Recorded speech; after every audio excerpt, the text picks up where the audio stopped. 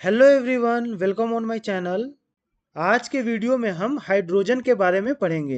Hydrogen एक ऐसा element है, यानी कि हाइड्रोजन एक ऐसा तत्व है जिस पे जो है साइंटिस्टों ने सबसे ज़्यादा रिसर्च किया। पीरियोडिक टेबल में भी आपने देखा होगा कि जो सारे साइंटिस्ट थे वो सभी एलिमेंट को प्रॉपर जगह पे रख पा रहे थे, लेकिन एक हाइड्रोजन ही ऐसा एलिमेंट था जिसे वो सही जगह पर नहीं रख पा रहे थे। तो हाइड्रोजन जो है काफ़ी फेमस एलिमेंट रहा है, काफ़ी फेमस तत्व रहा है। तो एग्जामिनर का भी ये फेवरेट बन गया है, यानी एग्जामिनर जो है क्वेश्चन हाइड्रोजन से ज़्यादा सेट करते हैं।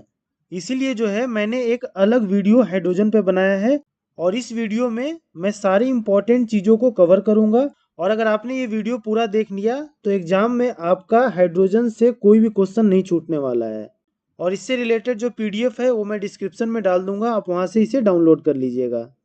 तो बिना देर किए हम वीडियो को स्टार्ट करते हैं, और अब हम देखते हैं कि हाइड्रोजन को पीरियोडिक टेबल में यानी कि आवर्त सारणी में कहाँ पे रखा गया है।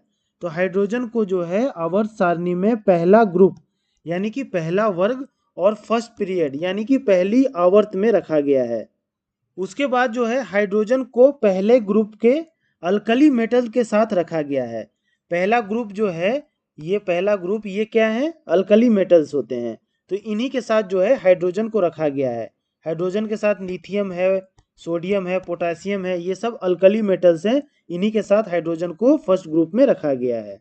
उसके बाद हाइड्रोजन के जो गुण हैं वो ग्रुप 17 में जो हेलोजन्स होते हैं उनके साथ भी मिलते हैं। तो हेलोजन कौन कौन से है, तो ये 17 ग्रुप है। हेलोजन आपका फ्लोरीन है, क्लोरीन है, ब्रोमीन है। तो ये जो 17 में जितने भी हैं 17 ग्रुप में, वो सारे हेलोजन कहलाते हैं, और उनके साथ भी हाइड्रोजन का गुण मिलता है। और इसलिए जो है हाइड्रोजन को पीरियोडिक टेबल का आवारा तत्व यानी कि स्ट्रे एलिमेंट भी कहा जाता है। और ये जो है मेंडलीव मेंडलीव जो है एक साइंटिस्ट थे, उन्होंने जो है ये बोला था कि हाइड्रोजन जो है एक आवारा तत्व है पीरियोडिक टेबल का, यानी कि स्ट्रे एलिमेंट है पीरियोडिक टेबल का। और इसका कारण यह था कि हाइड्रोजन का जो एक इलेक्ट्रॉन है वो आवारा टाइप घूमता रहता है, इसीलिए इसे आवारा तत्व स्ट्रे एलिमेंट कहा गया है। और हाइड्रोजन जो है इस इलेक्ट्रॉन का जब त्याग कर देता है तो हाइड्रोजन आयन बनता है, मतलब हाइड्रोजन पे ये प्लस साइन आएगा, यानी पॉजिटिव आयन बनता है। कोई भी एलिमेंट जब इलेक्ट्रॉन का त्याग करता है तो उस पर पॉजिटिव चार्ज आती है और वो पॉजिटिव आयन बनाता है। और कोई भी एलिमेंट अगर इलेक्ट्रॉन को ग्रहण करती है तो उस पर निगेटिव चार्ज आता है और निगेटिव आयन वो बनाता है। इन सारी चीज़ों को हमने केमिस्ट्री के पिछले वीडियोस में कवर किया है, तो इसलिए मैं कह रहा हूँ कि अगर आपने वो वीडियोस नहीं देखे हैं तो आप मेरे प्लेलिस्ट में जाके उनको देख लीजिए। उसके बाद ये जो मेंडलीव साइंटिस्ट थे, इन्होंने सबसे ज़्यादा जो रिसर्च किया था वो किस पे किया था, तो वो हाइड्रोजन और ऑक्सीजन पे किया था। सबसे ज़्यादा इन्होंने इन्हीं दो एलिमेंट पे रिसर्च किया था। उसके बाद हाइड्रोजन एक ऐसा एलिमेंट है जिसका एटॉमिक नंबर यानी कि परमाणु क्रमांक 1 होता है, और इसका एटॉमिक मास यानी कि परमाणु भार जो है वो भी 1 होता है। ये जो है ऐसा एक ही एलिमेंट है पूरे पीरियोडिक टेबल में जिसका एटॉमिक नंबर यानी परमाणु क्रमांक और एटॉमिक मास यानी कि परमाणु भार दोनों बराबर होता है, और दोनों क्या होता है, एक होता है।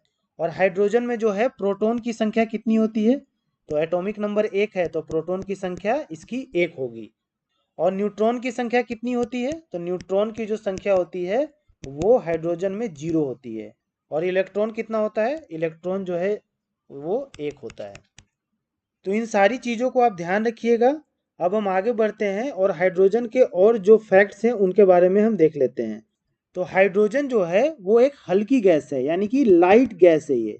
और हल्की होने के कारण ये हमारे वायुमंडल में नहीं पाई जाती है। हाइड्रोजन हमारे एटमॉस्फेयर में नहीं पाया जाता है, इस बात का आप ध्यान रखिएगा। लेकिन ब्रह्मांड में यानी कि यूनिवर्स में सबसे ज़्यादा पाए जाने वाली जो गैस है वो कौन है, तो वो हाइड्रोजन है। हाइड्रोजन पूरे ब्रह्मांड में सबसे ज़्यादा पाए जाने वाली गैस है, लेकिन ये हमारे एटमॉस्फेयर में नहीं पाया जाता है, हमारे वायुमंडल में नहीं पाया जाता है, क्योंकि ये हल्की गैस है। और हल्की होने के कारण ये क्या होता है, ऊपर उठती है। तो इसलिए जो है ये हमारे वायुमंडल में नहीं पाया जाता है।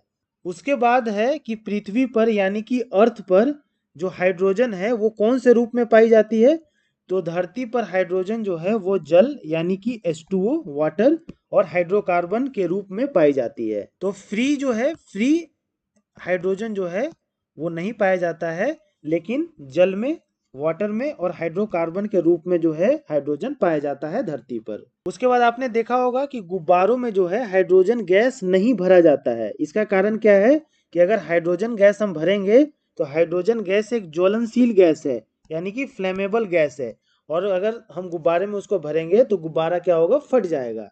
तो इसलिए गुब्बारों में हाइड्रोजन गैस नहीं भरा जाता है। तो इस बात को भी आप ध्यान रखिएगा। उसके बाद है आपका सूर्य की सतह पर हाइड्रोजन गैस की मात्रा लगभग 74% है। और जो सन है हमारा, वो किससे बना है, तो वो गैस से बना है और प्लाज्मा से बना है, और ये इन दोनों का ये गोला है। और इसमें जो है लगभग 91% हिस्सा जो है वो किसका है, तो वो हाइड्रोजन गैस का है। तो इसमें दो चीजें ध्यान रखने वाली है कि सूर्य की सतह पर हाइड्रोजन गैस की मात्रा लगभग 74% पाई जाती है, और सूर्य जो पूरा सन है वो गैस और प्लाज्मा का एक गोला है, और उसमें 91% हिस्सा जो है वो हाइड्रोजन गैस का बना है। तो होप ये सारी चीज़ें आपको समझ में आ गई होंगी। आगे बढ़ते हैं हम। अब हम देखते हैं यूजेज ऑफ हाइड्रोजन, यानी कि हाइड्रोजन का प्रयोग। तो हाइड्रोजन जो है, मैंने अभी आपको बताया कि एक ज्वलनशील गैस है, यानी कि फ्लेमेबल गैस है, और ज्वलनशील होने के कारण इसका प्रयोग अंतरिक्ष में यानी कि स्पेस में जाने वाले रॉकेट के ईंधन यानी रॉकेट फ्यूल में इसका किया जाता है, हाइड्रोजन का यूज। तो ध्यान रखिएगा कि रॉकेट फ्यूल में किसका यूज किया जाता है, तो हाइड्रोजन का यूज किया जाता है। उसके बाद एक चीज और ध्यान रखिएगा कि हाइड्रोजन जो है बहुत ही कम पोल्यूशन क्रिएट करता है, कंपेयर टू आपका पेट्रोलियम और जितने गैसेज हैं उनसे ये सबसे कम जो पोल्यूशन है वो क्रिएट करता है। आगे है आपका हैबर विधि, यानी कि एक हैबर प्रोसेस होता है, और इसमें जो है हाइड्रोजन का प्रयोग किया जाता है, किस लिए, अमोनिया बनाने के लिए। अमोनिया का फॉर्मूला क्या होता है, NH3। अमोनिया बनाने के लिए हैबर प्रोसेस से हाइड्रोजन गैस का यूज किया जाता है। काफ़ी ज़्यादा इंपॉर्टेंट क्वेश्चन है, बहुत बार एग्जाम में ये रिपीट हुआ है, तो इसको आप ध्यान रखिएगा। और हैबर प्रोसेस होता क्या है, तो भी देख लीजिए कि नाइट्रोजन को और हाइड्रोजन को ये 1 और 3 के वॉल्यूम में, यानी कि नाइट्रोजन एक वॉल्यूम में और हाइड्रोजन 3 वॉल्यूम में, जब हम पास करते हैं किससे, आयरन कैटलिस्ट से, यानी कि लोहा उत्प्रेरक से, और कितने डिग्री पर, 400 से 450 डिग्री पर, और प्रेशर कितना होना चाहिए, तो 200 एटमॉस्फेरिक प्रेशर होना चाहिए, तब जो है क्या बनता है, आपका एमोनिया बनता है, NH3 बनता है। तो यही हैबर प्रोसेस है। तो हैबर प्रोसेस में आपको इतना ही ध्यान रखना है कि नाइट्रोजन और हाइड्रोजन का जो वॉल्यूम है वो 1:3 में जो है पास किया जाता है आयरन कैटलिस्ट से, यानी कि लोहे के उत्प्रेरक से, और उसका टेम्परेचर होता है 400 से 450 डिग्री, और प्रेशर 200 एटमॉस्फेरिक प्रेशर होता है। तो उसके बाद जो है नाइट्रोजन का निर्माण होता है, और उसके बाद ये जो अमोनिया बनता है उसको ठंडा किया जाता है, क्योंकि गैस रहता है। ठंडा करने के बाद वो लिक्विड अमोनिया में चेंज हो जाता है, यानी कि द्रव में चेंज हो जाता है।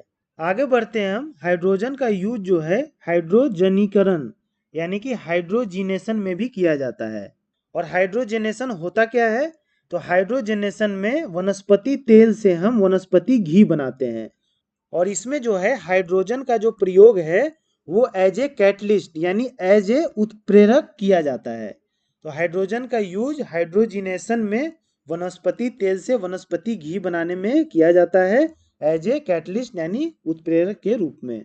इस फिगर में देखिए वेजिटेबल ऑयल जो होता है, यानी जो वनस्पति तेल होता है जो अनसैचुरेटेड होता है, वो हाइड्रोजन के साथ निकल से जब हम पास कराते हैं तो ये क्या होता है, वेजिटेबल घी यानी वनस्पति घी में ये कन्वर्ट होता है, जो कि सैचुरेटेड होता है, और इसी को जो है हम हाइड्रोजनीकरण या हाइड्रोजिनेशन कहते हैं।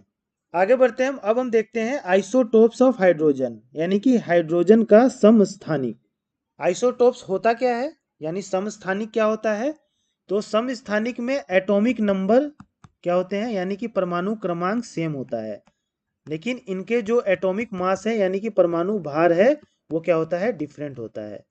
तो ऐसे एलिमेंट जिनका परमाणु क्रमांक सेम होता है, समान होता है, और उनका एटॉमिक मास यानी कि परमाणु भार अलग अलग होता है, उसे हम आइसोटोप्स कहते हैं।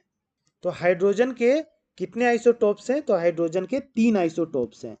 पहला है आपका प्रोटियम, इसे जो है हम हाइड्रोजन 1 भी कहते हैं। और ये सबसे प्रचलित हाइड्रोजन का आइसोटोप है। और इसमें जो है 99.98% जो है हाइड्रोजन परमाणु यानी हाइड्रोजन एटम होते हैं, और इनमें जो है कोई न्यूट्रॉन नहीं होता है। हाइड्रोजन का मैंने आपको बताया था अभी कि हाइड्रोजन का एटॉमिक नंबर 1 होता है और इसका एटॉमिक मास भी 1 होता है। इट मीन्स कि इसमें जो है प्रोटॉन 1 होगा और इसमें जो है न्यूट्रॉन कितना होगा, तो इसमें न्यूट्रॉन 0 होगा।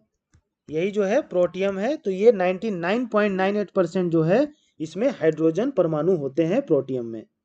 जैसा आप इस फिगर में देखिए, ये जो है प्रोटियम है, इसमें देखिए प्रोटॉन 1 है और आपका इलेक्ट्रॉन 1 है, तो इसका एटॉमिक नंबर यानी परमाणु क्रमांक भी 1 होगा। एटॉमिक मास यानी कि परमाणु भार भी इसका 1 होगा।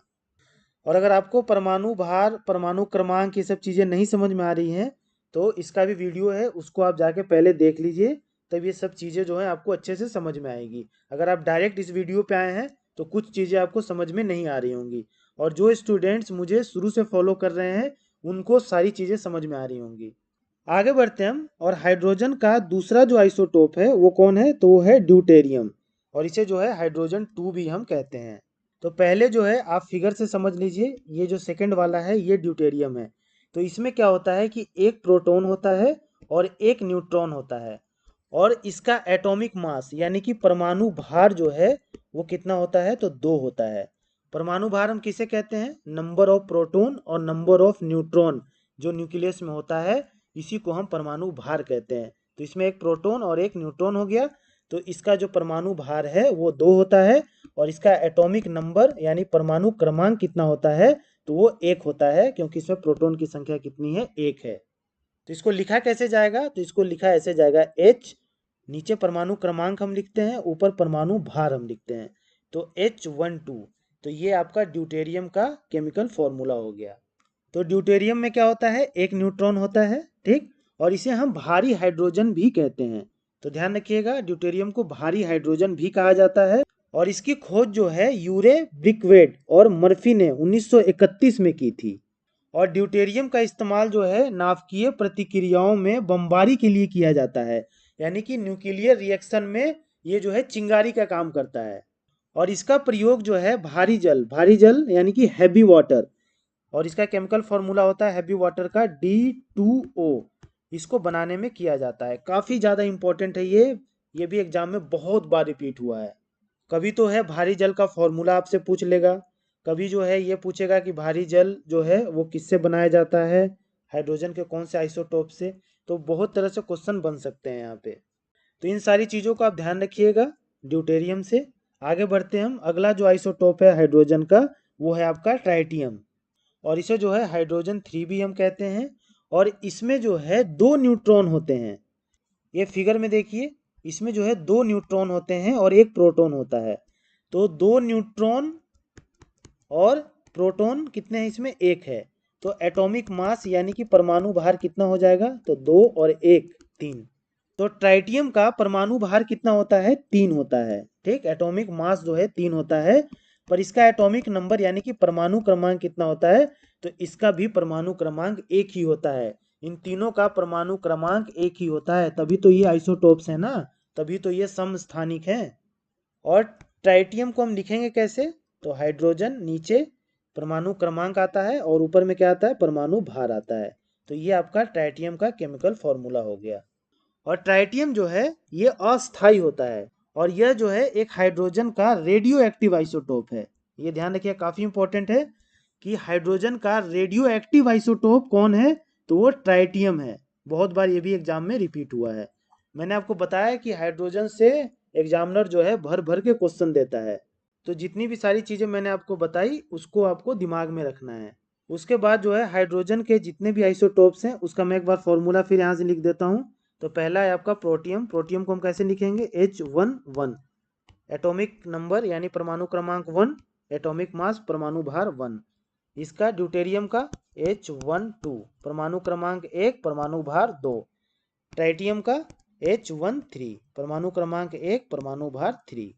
तो होप जितनी भी चीज़ें मैंने आपको कवर किया इसमें समझ में आ गया होगा। इससे रिलेटेड जो PDF है वो मैं डिस्क्रिप्शन में डाल दूंगा, आप उसको डाउनलोड करके रिवाइज करते रहिएगा। सो मिलते हैं नेक्स्ट वीडियो में, और अगर आपको केमिस्ट्री की सीरीज पसंद आ रही है तो please like share and subscribe to my channel. Thank you.